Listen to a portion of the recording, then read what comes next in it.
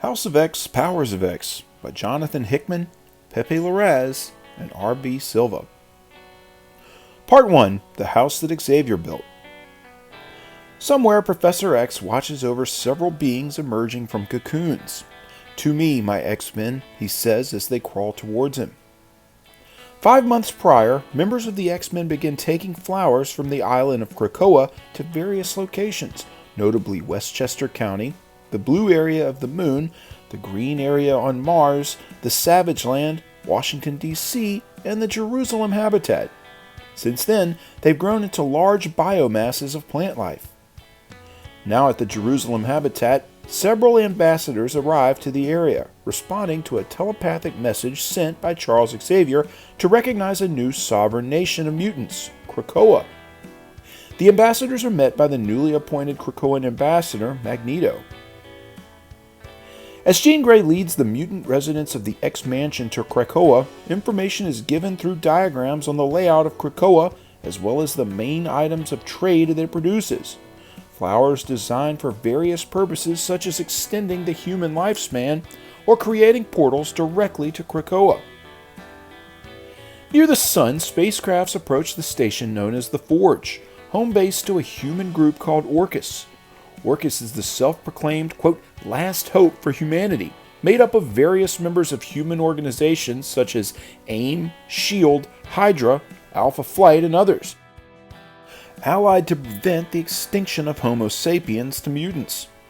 The Forge is based on the remnants of Sol's Hammer, a planet killer designed by the Illuminati during the lead-up to Secret Wars, and a Mother Mold, a sentient machine designed to create master molds, which in turn create sentinels.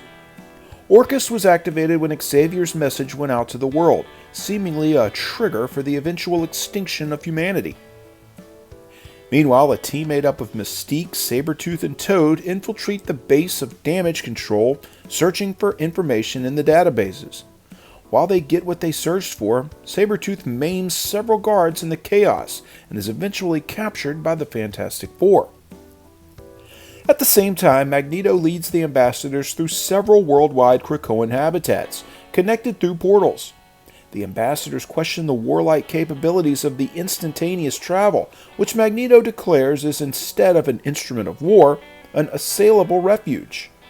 He also reveals that the ambassadors will not be going to the island of Krakoa, for, quote, man is not welcome there. While the Fantastic Four are about to take Sabretooth away, Cyclops arrives to bring him back to Krakoa due to the diplomatic immunity.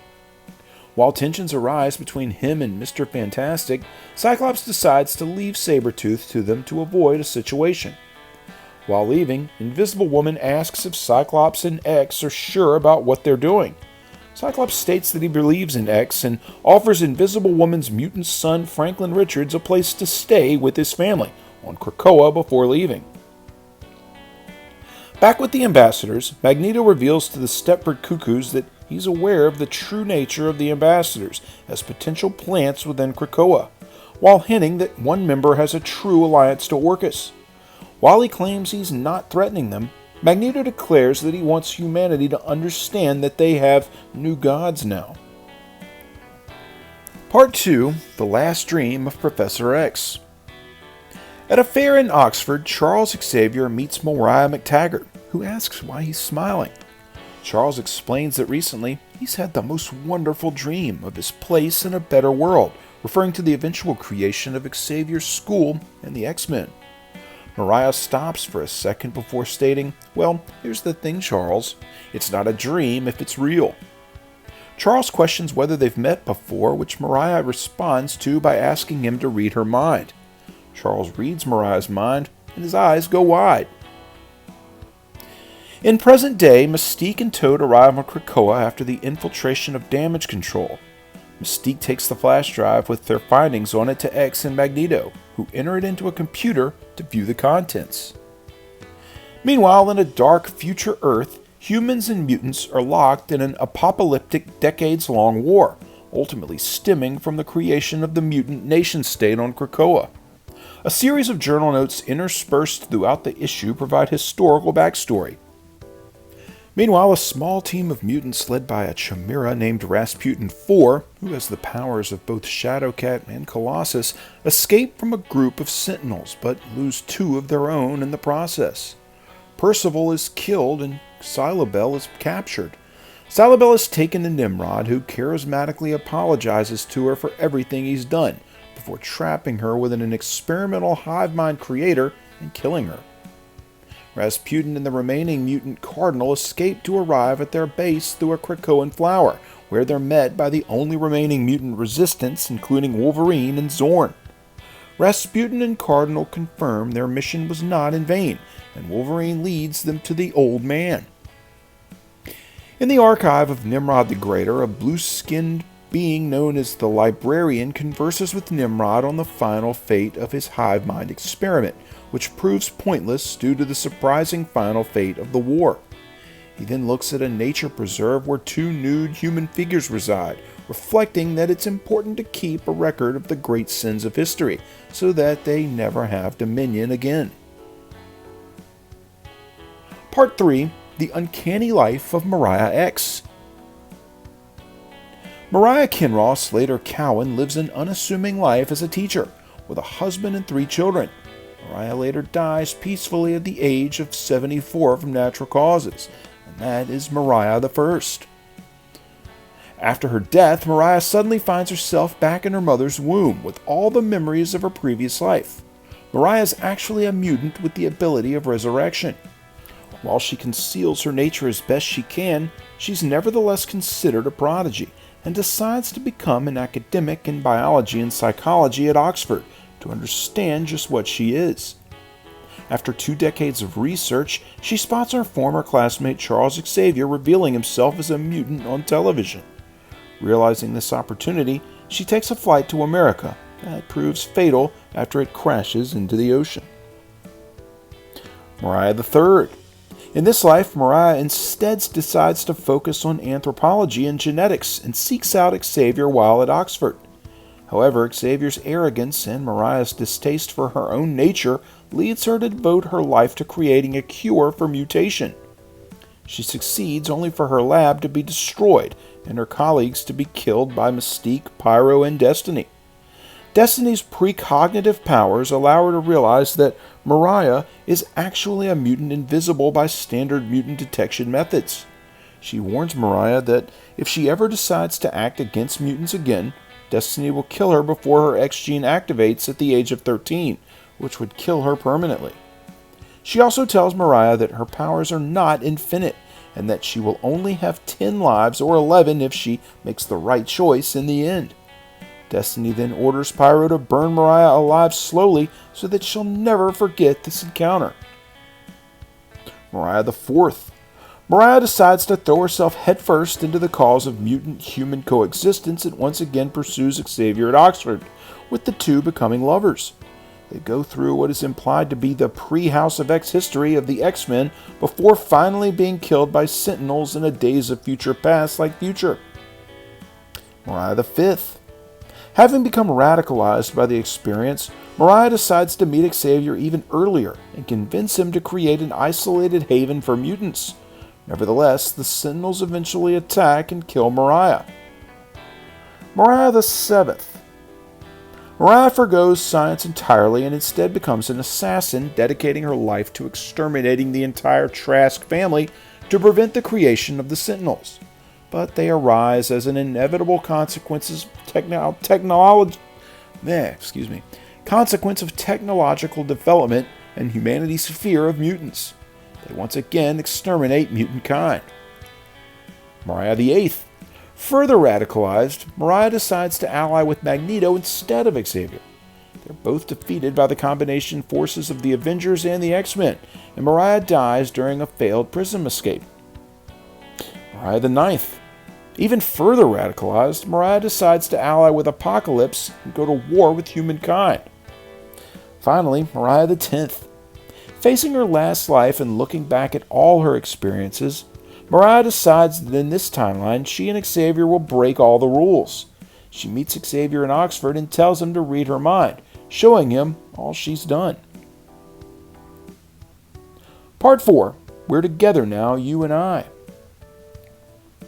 Professor X and Mariah McTaggart visit Magneto on his island base in Bermuda.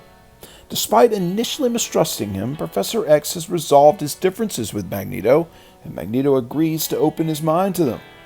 Mariah reveals her true nature to him, giving Magneto a glimpse into her previous lives.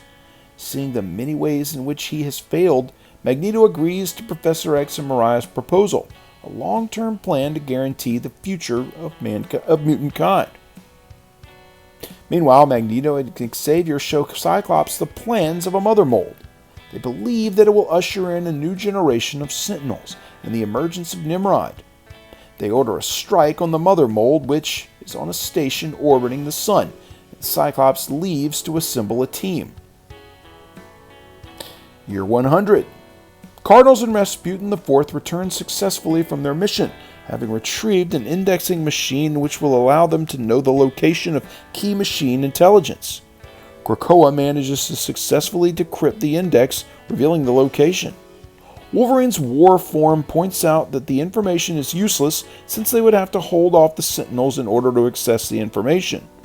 But Apocalypse assures them that they will succeed, as he will personally lead them. The Librarian and Nimrod have been successful in their plan. In order to prove their value to the higher civilization of the universe, they create a replica world mind, which is found by the Flanks, who successfully consumes it and comes to Earth to find its creators. Part 5. This is what you do. At the Temple of Concordance, the X-Men attack the Church of Ascendancy, an organization dedicated to the worship of the machines. Omega Sentinel watches from the human-machine monolith and tries to convince Nimrod the Lesser to investigate, but he refuses. Omega confronts the X-Men, and when and where she and her squadron of Sentinels gain the upper hand, Rasputin IV removes the mask of Zorn's death form to unleash the black hole contained within his head, killing all the remaining X-Men and the Sentinels. Meanwhile, Apocalypse leads Wolverine's war form and Cypher's famine form into an old machine databank to find an information crystal. They're successful in finding it, but are intercepted by Nimrod, Famine, and opens a portal for them to retreat, and Apocalypse stays behind to buy time before escaping himself. Back in the safety of Asteroid K, War releases Mother Akaba, also known as Mariah, from her stasis. He presents her with the information crystal, force-feeding the information into her mind. Apocalypse requests War kill Mariah, and with her consent, he kills her to resurrect, knowing the precise time of when Nimrod emerges. Part 6. Once more into the breach. Cyclops informs X and Magneto that he has assembled a team: Wolverine, Husk, Archangel, M, Jean Grey, Nightcrawler, and Mystique, in order to attack the Mother Mold facility orbiting the Sun. After meeting, they embark on the mission. In the superhuman prison known as Project Achilles, a trial is being held for Sabretooth. The trial is interrupted by Emma Frost, who presents the judge with a pardon from the U.S. Supreme Court, as the U.S. government has agreed to a general amnesty for all mutants on American soil in anticipation of Krakoa becoming a sovereign nation. Despite the protests of the human officials at the court, Emma and Sabretooth are allowed to walk free and return to Krakoa. On the Orcus Forge, where the Mother Mold is being constructed, the human scientists detect that the X-Men are inbound. Nightcrawler is sent in for recon and encounters the Chief Scientist and Omega Sentinel. Omega Sentinel deduces that the X-Men plan to attack the control collars in order to send the Mother Mold hurtling into the sun. The X-Men dock onto the station and attempt entry. The Chief of Security, Erasmus, sets off a bomb and kills himself while destroying the X-Men's vessel. Part 7. It Will Be Done. On Krakoa, X and Magneto contact Marvel Girl to monitor the mission. Jean reveals that Archangel and Husk were killed in the explosion set off by Erasmus, while Wolverine and Nightcrawler were injured. Deciding that they still need to finish the mission at any cost, Nightcrawler teleports Cyclops, Wolverine, and Mystique into strategic locations in order to destroy the control collars, with Nightcrawler himself taking the last one, while Jean and M staying on the ship in order to maintain the connection to Krakoa. Wolverine and Nightcrawler are successful in destroying the collars, but the ship is boarded by Orcus forces. Monet ensures Jean leaves in an escape pod while remaining on board to cover her escape. She transforms into her penance form and begins fighting the humans. Cyclops finds and disengages his control collar, but Mystique is intercepted as she finds hers and is killed when Dr. Gregor opens an airlock. Desperate, the humans activate the Mother Mold, not knowing whether it will be sane or not. X tells them to do whatever it takes to stop it. Wolverine and Nightcrawler volunteer to head to the final switch, which is now in a vacuum. Nightcrawler teleports Wolverine onto the collar before being instantly evaporated by the sun. Wolverine's healing factor allows him to carve through it before he too is evaporated, as the Mother Mold hurtles into the sun. With the mission complete, Cyclops tries to locate Jean's pod, but Dr. Gregor executes him. The Sentinel drones arrive, intercept Jean's pod, and work to kill her. As his protégés have seemingly all died at the hands of humans once again, X cries and vows no more. Part 8. Something Sinister. Year 1. X and Magneto seek Mr. Sinister's assistance to build a database of mutant DNA. He declines and is killed by another Mr. Sinister who claims to be the original version of himself. That version readily agrees to help. Xavier then wipes the memory of their meeting from Mr. Sinister's mind. Year 10. Several months ago, X and Cypher traveled to the sentient island of Krakoa. X brought Cypher deep into the island to meet the entity of Krakoa. Cypher conversed with Krakoa as he learned its language and some of its history. He revealed to X that Krakoa was once an island Okara and was split into two islands named Araco and Krakoa by the arrival of an enemy. This enemy sought to destroy the world and was stopped by the arrival of Apocalypse and his four horsemen. Later, X telepathically revealed his plans to Cypher.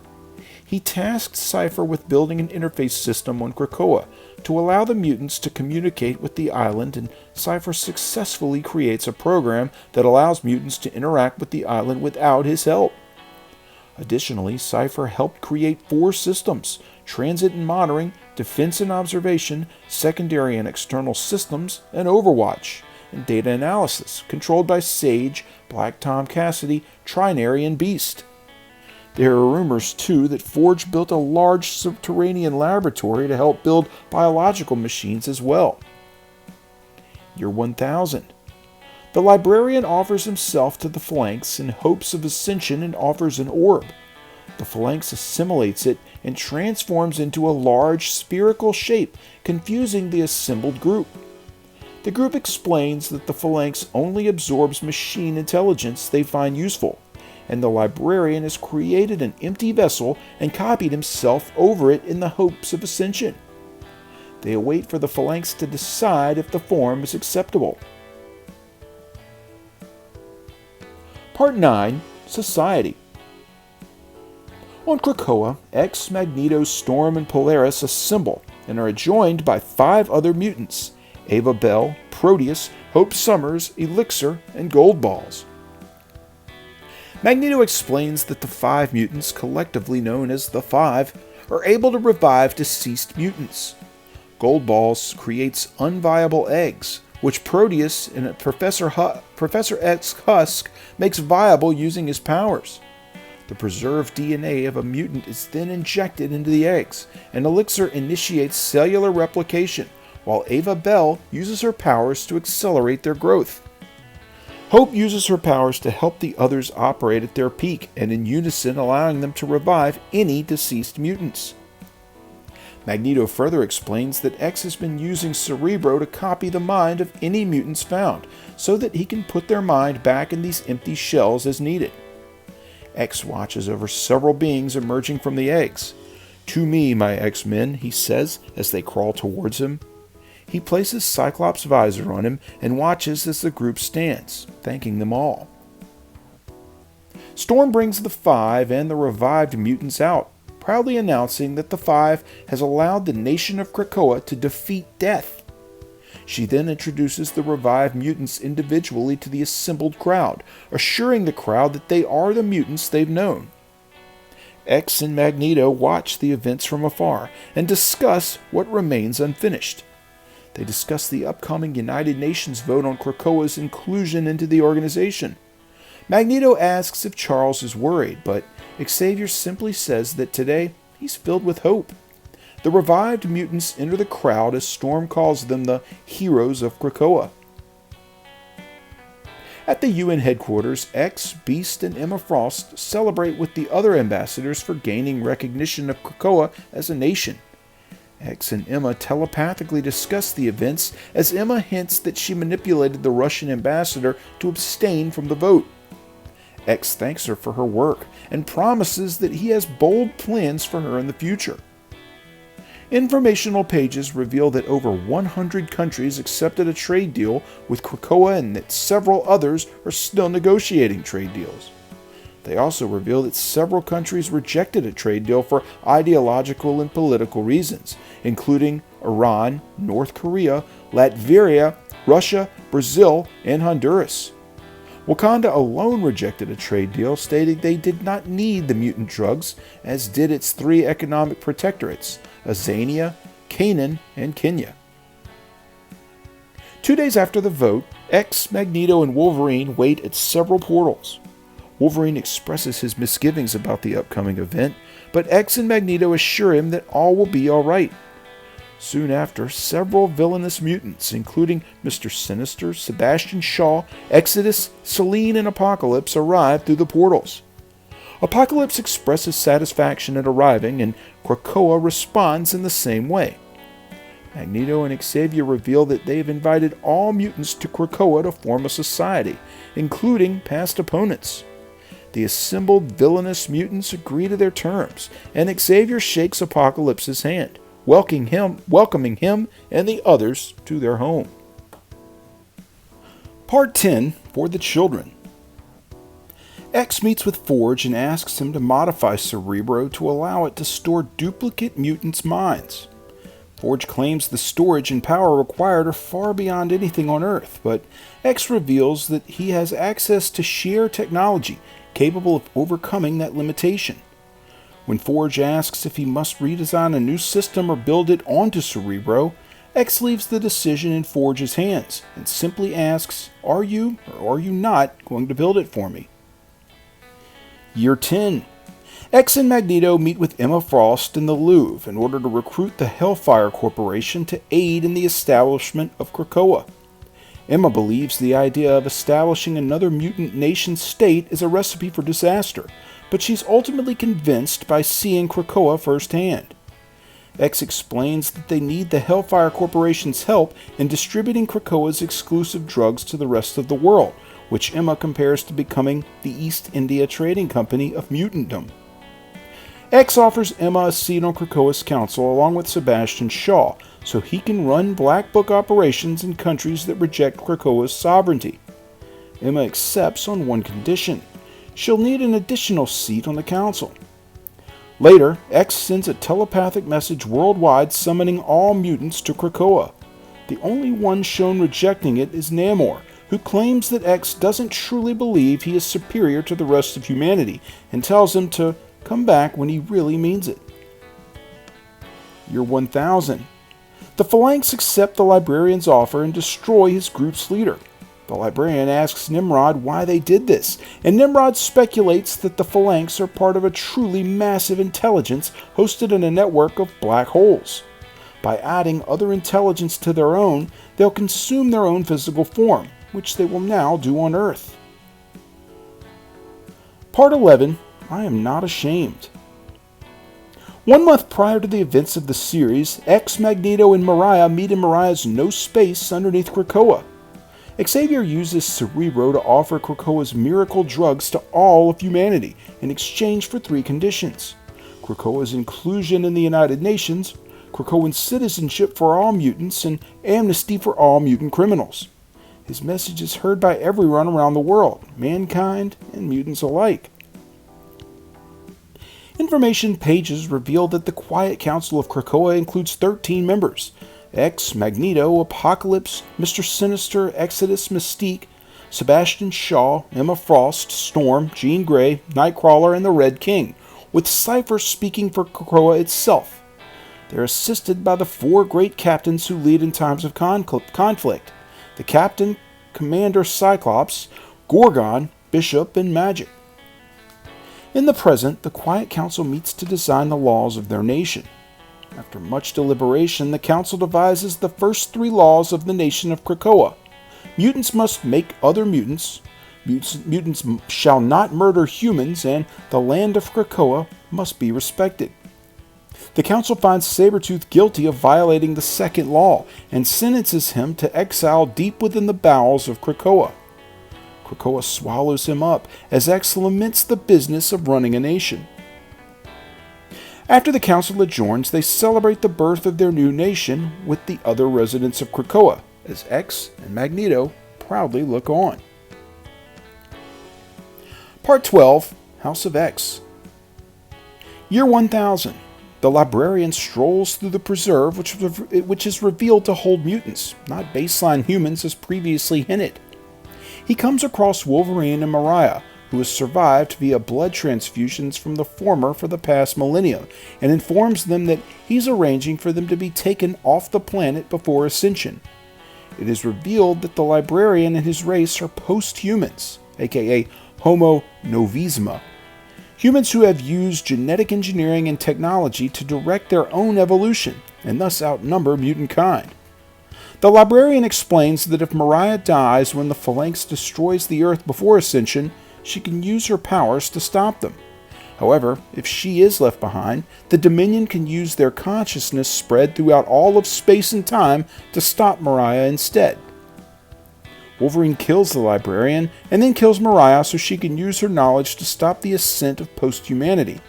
This is then revealed to be Mariah's 6th life. Year 1. When Xavier sees all of Mariah's lifetimes, Xavier is crushed by the experience and the revelation that mutant kind will always lose. Mariah explains that the one constant throughout all her lives is that Professor X is a good person, and that she had to break that part of him to ensure mutant survival. Year 10. X and Magneto meet Mariah at her no space to inform her about the new council. Mariah is suspicious about Emma not having named her extra council seat yet, but X trusts her. X also informs Mariah that in order to convince Mystique to join, they already promised that they'd resurrect Destiny. Mariah is opposed to precogs in Krakoa since they will end up revealing mutants' ultimate fates and jeopardizing the project. But X and Magneto promise this will be different, and that the time has come for Mariah to step aside. X and Magneto renew their commitment to fight for mutant kind. Magneto proclaims, "I am not ashamed of what I am. Let's see them try to stop us this time." Okay, so long story long. This is a reinvention of nearly every incarnation we've ever seen the X-Men go through in nearly 60 years. Was it perfect? No. Okay, you know what? Yeah. Yes, it was. This is about as good as you can possibly get for an X-Men story that's 300 pages long and published in 4 months. It completely sets up the new narrative for the X-Men in a brand new way, and I have to honestly say it's one of the best stories I've seen Marvel dish out in a long, long time. I give this one a 10 out of 10. If you like this video, there's hundreds more like it, spanning several current and classic story arcs. Click the boxes here for more playlists. This video is also accompanied by my blog at nerdiestkidyouknow.com. You can also follow links to my Facebook or Twitter pages, as well as a link to these very issues for sale on my eBay page by clicking below. For the Nerdiest Kid You Know, I'm Sam Torito. Thanks for watching.